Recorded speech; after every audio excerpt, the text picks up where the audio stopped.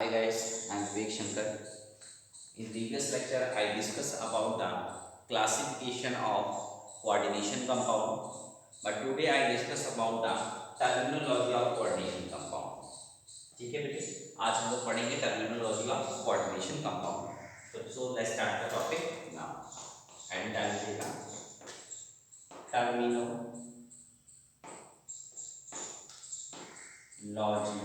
of coordination compound. ठीक है, terminology of coordination compound. Suppose करिए मैं एक एग्जांपल तो आपको पूरी टर्मिनोलॉजी क्लियर कर देता हूँ. ठीक है, एग्जांपल दिया मैंने K4 FeCN का रूल 6. ठीक है, तो जो स्क्वायर ब्रैकेट के बाहर है इस पोर्शन को ध्यान दीजिएगा, इस पोर्शन को हम लोग बोलते हैं ionization and part of coordination.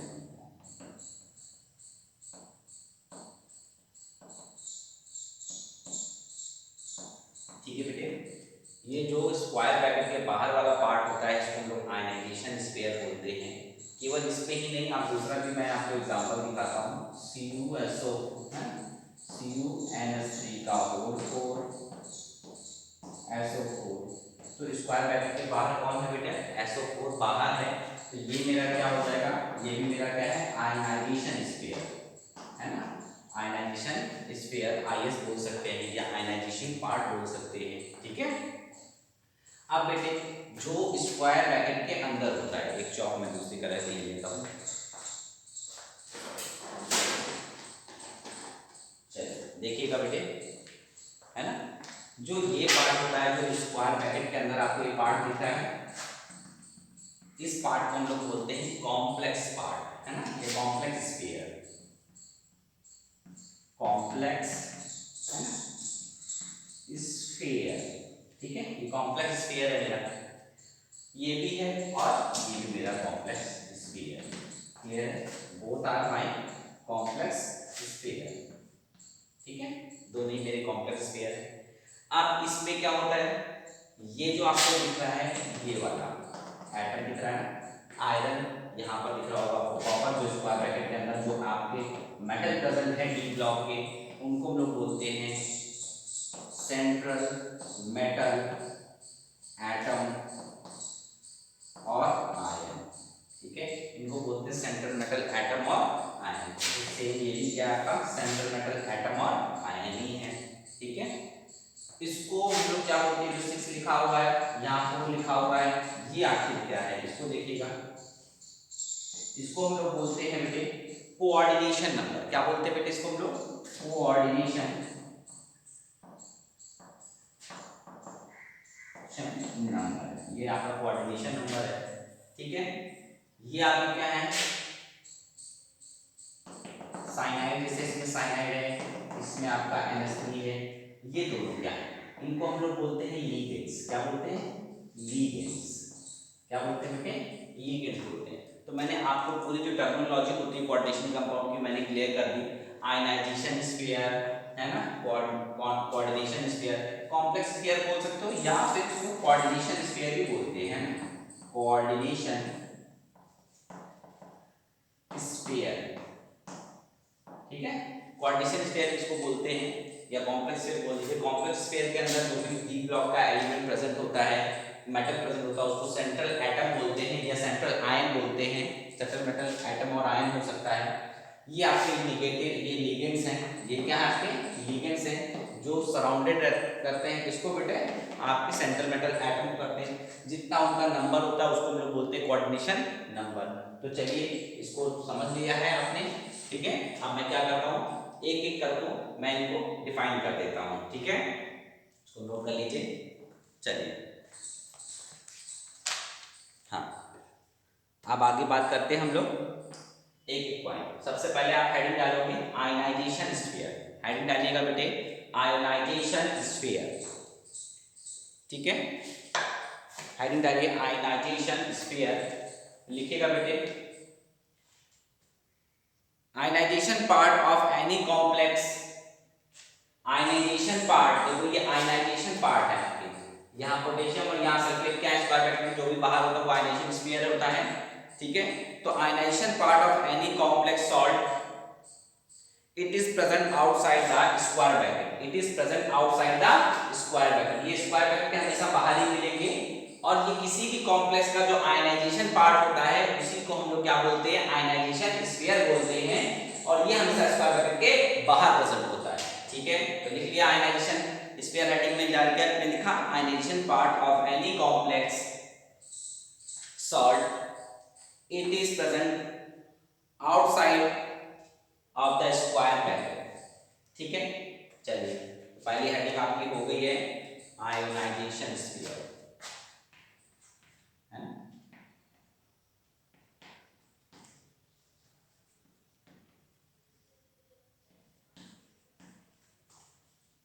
Ionisation sphere आपका हो गया। सेकंड हेडिंग आएगी आपकी बेटे कॉम्प्लेक्स स्फीयर या कोऑर्डिनेशन स्फीयर, ठीक है।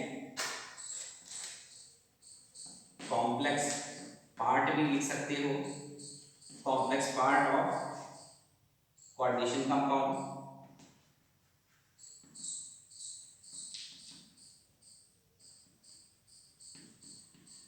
सेकेंड हेडिंग डालिएगा कॉम्प्लेक्स स्फीयर या complex part of coordination compound. इसमें लिखिएगा बच्चे non ionizable part of any complex salt, non ionizable part of any complex salt, it is present inside the square bracket, it is present inside the square bracket। तो बेटे जब भी कोई complex ion होता है, ये आपको मैं बता चुका हूं, तो जब वो डिसोसिएट होता है तो जो आयनाइजेबल पार्ट होता है उसको आयनाइजेशन स्फीयर बोलते हैं, जो आयनाइज नहीं होता उसको कॉम्प्लेक्स स्फीयर बोलते हैं, और ये हमेशा स्क्वायर ब्रैकेट के अंदर होता है। कहाँ होता है, स्क्वायर ब्रैकेट के अंदर होता है। चलिए नोट कर लिया। थर्ड देखिएगा, थर्ड है बेटा सेंट्रल मेटल एटम और आयन, सेंट्रल मेटल एटम और आयन। नेक्स्ट है क्या, सेंट्रल मेटल एटम और आयन। तो you know that about the central metal atom कौन है, ये यहाँ पे सेंट्रल मेटल एटम है, ये कहाँ प्रेजेंट है ना, इनसाइड द स्क्वायर ब्रैकेट आपके प्रेजेंट है, ठीक है। तो इसमें लिखिएगा metal present inside the coordination sphere, metal present inside the coordination sphere is known as central metal atom or ion, is known as central metal atom or ion, which are surrounded by ligands, which are surrounded by ligands, ligand से जो क्या रहेगा बेटा, घिरा हुआ रहेगा। जैसे iron को किसने घेर रखा है, साइनाइड आयन ने घेर रखा है, कॉपर को अमोनिया ने घेर रखा है ना। तो which are surrounded by ligands,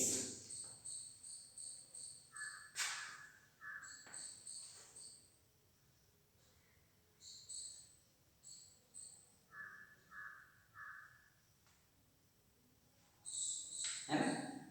And it can easily accept the lone pair, and it can easily accept the lone pair, ये आसानी से क्या कर सकते हैं, लॉन पेयर को एक्सेप्ट कर सकते हैं। And having vacant D orbital, है ना। एक मिनट, हाँ देखिए वैकेंट डी ऑर्बिटल, इनके पास क्या होगा बेटा, इनके पास डी ऑर्बिटल क्या होगा बेटा, वैकेंट होगा, तभी ये क्या करेंगे, जो लिगेंड्स हैं उनकी लॉन पेयर को ये एक्सेप्ट कर सकते हैं। अभी जैसे मैं थ्योरी बॉन्डिंग की थ्योरी जो स्टार्ट करूंगा कोऑर्डिनेशन कंपाउंड में बीबीटी और सीएफटी वगैरह, वार्नर थ्योरी वगैरह, तब वहां पर ये चीजें आपको पता चलेगी कि किस तरह से ये डी लॉ का जो एलिमेंट है, इसका जो डी ऑर्बिटल वैकेंट है वो किस तरह से लॉन पेयर एक्सेप्ट करता है एंड बिहेव करता है लुईस एसिड की तरह। किसकी तरह बिहेव करता है, लुईस एसिड की तरह। और ये किसकी तरह बिहेव करते हैं, लुईस बेस की तरह, ठीक है। लिगेंड्स हमेशा लुईस बेस की तरह बिहेव करते हैं और सेंट्रल मेटल एटम हमेशा लुईस एसिड की तरह बिहेव करते हैं। नेक्स्ट तीसरा हो गया, फोर्थ पॉइंट लिखिएगा बच्चे, फोर्थ पॉइंट क्या होगा मेरा, ligands.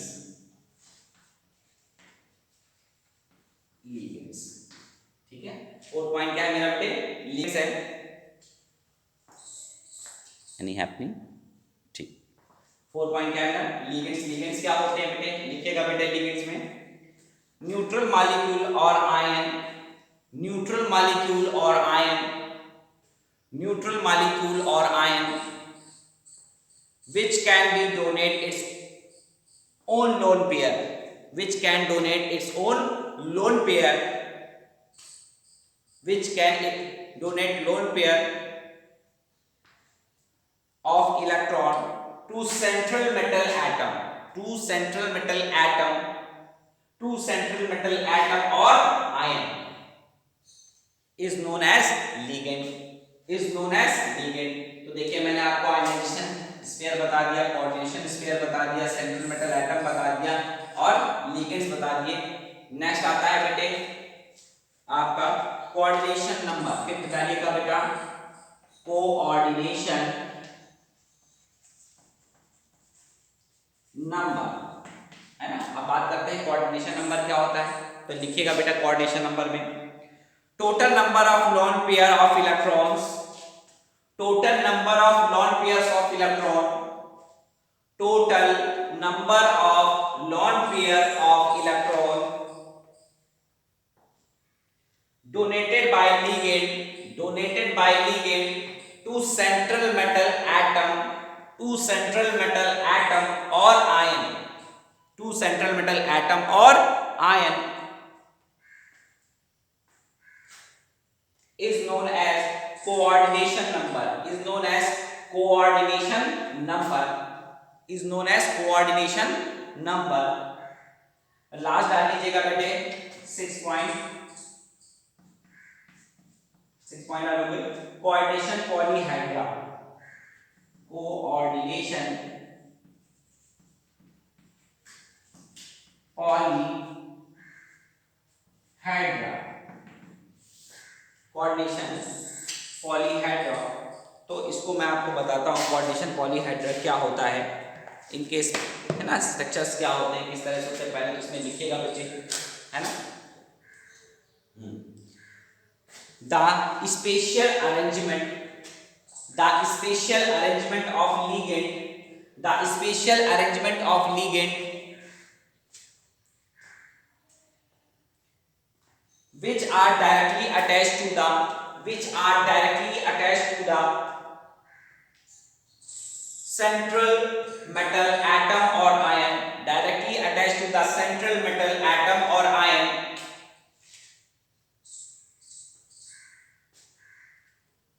is called coordination polyhedra, is called coordination polyhedra। इसका एग्जांपल देखिएगा, तो मैं क्या करता हूं एग्जांपल बताने के लिए मैं इसको रिमूव कर रहा हूं, तो आप लोगों ने लिख लिया होगा, ठीक है। तो मैं इसको रिमूव कर दे रहा हूं।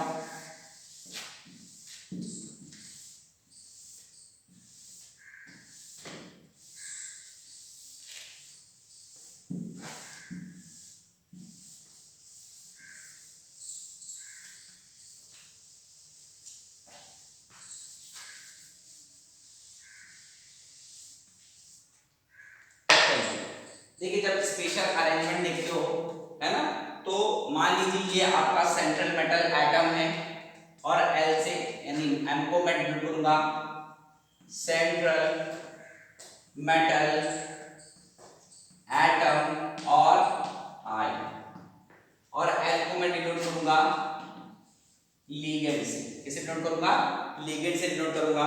तो आप पे कितने बन सकते हैं, हो सकता है पहला कोऑर्डिनेशन कॉम्प्लेक्स इस तरह से हो, Ml2 टाइप का हो, Ml2 टाइप का मतलब जिसमें दो लिगेंड हो सकता है आप Ml3 टाइप का ले लो, या हो सकता है आप Ml4 टाइप का ले लो।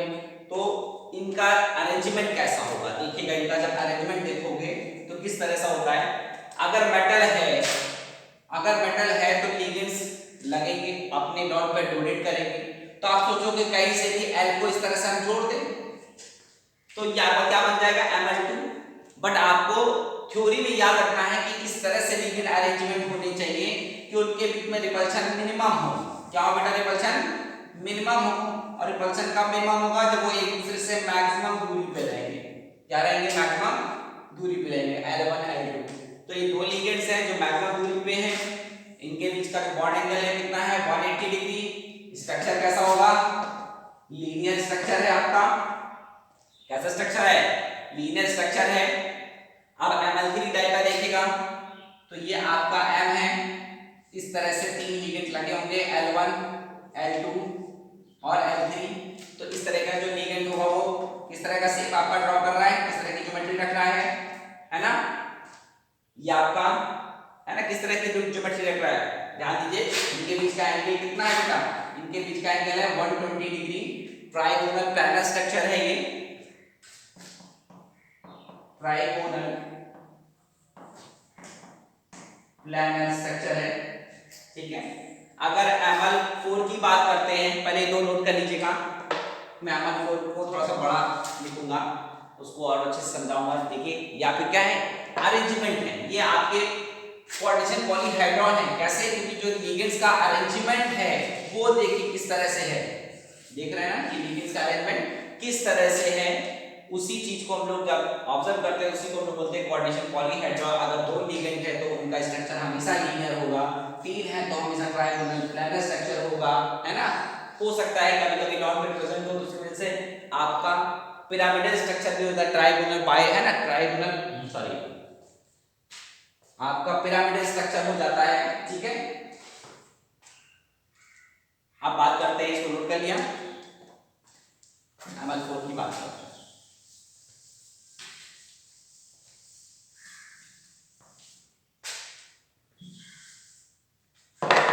देखिए ML4, अब ML4 दो तरीके का अरेंजमेंट हो सकता है, ठीक है। इस तरह से दो तरीके का अरेंजमेंट हो सकता है, जरा ध्यान दीजिएगा। पहला देखिएगा, हो सकता है इस तरह से अरेंज हो कि एक दूसरे से 90 एंगल पे बन रहे हो।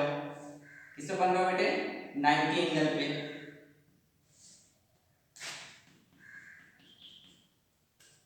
L1 L2 L3 L4। तो इस टाइप का स्ट्रक्चर क्या बनाता है आपका, है ना। इस टाइप का स्ट्रक्चर आपने देखा होगा, ये टेट्राहेड्रल है। क्या बेटा, टेट्राहेड्रल। तो लिख दीजिए इसका शेप कैसा है, टेट्राहेड्रल है ना। अब एक दूसरे से ये कितने डिग्री पे है, 109.28 मिनट पे रहते हैं, यानी आप मान सकते हो 109.5 डिग्री पे प्रेजेंट है। दूसरा हो सकता है स्क्वायर पैरेलल, चार अगर लिगेंड है तो स्क्वायर पैरेलल हो सकता है ना। सब कहां से आ रहा हूं बेटा, सब आपके 45 एंगल से आ रहे होंगे, ठीक है। इस तरह से आपका बनेगा स्ट्रक्चर, ये कहलाता है आपका स्क्वायर पैरेलल। क्या कहलाता है, L1 L2 L3 L4, ये कहलाता है आपका square plane, SP square parallel. इसमें सारे जो आपके एंगल रहेंगे, ये आपका 90 एंगल है, ये आपका क्या बनेगा, ये आपका 90 एंगल है यहाँ से, ये 45 एंगल से हो आ रहे हैं, देख रहे हो ना, ये कहां से आ रहे हैं बेटे, 45 एंगल से आ रहे हैं, ठीक है। तो ML4 का पता चल गया, दो टाइप के स्ट्रक्चर होंगे, या तो टेट्राहेड्रल या तो स्क्वायर पैरेलल। चलिए नोट डाउन कर लीजिएगा वीडियो को पॉज करके। अब मैं ML5 का करता हूँ, यहाँ मैं 5 कर देता हूँ, ठीक है। देखिए ML5 को भी मैं दो तरीके से क्या कर सकता हूँ, अरेंजमेंट हो सकता है। पहला इस तरह से अरेंजमेंट हो, मेटल तो हमेशा बीच में ही रहना है, सेंट्रल मेटल बोल रहे हैं ना, तो सेंट्रल का मतलब बीच में होता है, मेटल हमेशा बीच में रहेगा, लिगेंड सराउंडेड रहेंगे उसके किनारे। तो अगर 5 लिगेंड है तो 5 लिगेंड इस तरह से आपके प्रेजेंट हो सकते हैं, L1 L2 L3 L4 L5। तो किस तरह की स्ट्रक्चर बन रहा है आपका, ये देखो, ये तो ट्रायंगल हो गया। आप देखिए एक पिरामिड, ये तीनों पॉइंट्स को उठाइए ऊपर मिलाइए, तो एक तो पिरामिड ऊपर बना। अब ये तीनों पॉइंट को नीचे मिलाइए, तो एक पिरामिड नीचे बना, क्या स्ट्रक्चर बना, है ना, ट्राइगोनल बाइपिरामिड।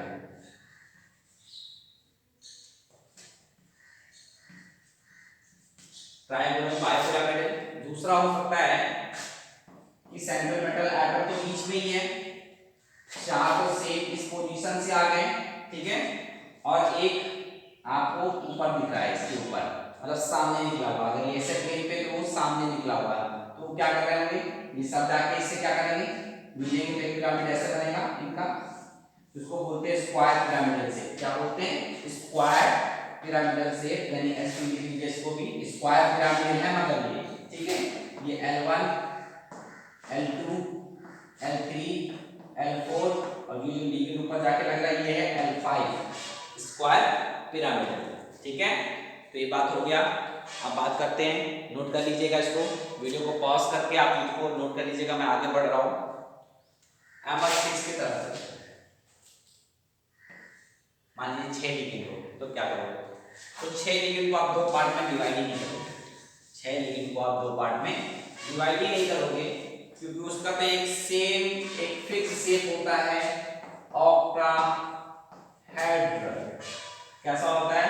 ऑक्टाहेड्रल, जिसमें सारे के सारे 90 डिग्री पे रहते हैं, इस पे रहते हैं सारे 90 डिग्री पे रहते हैं, ठीक है। किस तरह से अरेंजमेंट रहता है, मान लीजिए सेंट्रल मेटल है, ठीक है, तो ये आपका चारों इस कॉर्नर से आ रहे हैं,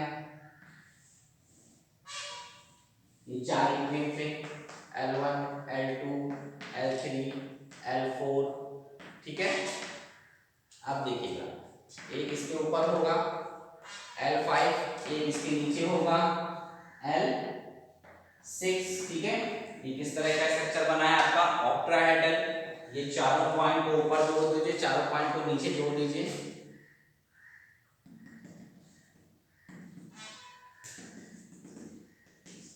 जोड़ दिया, इन चारों पॉइंट को नीचे जोड़िए,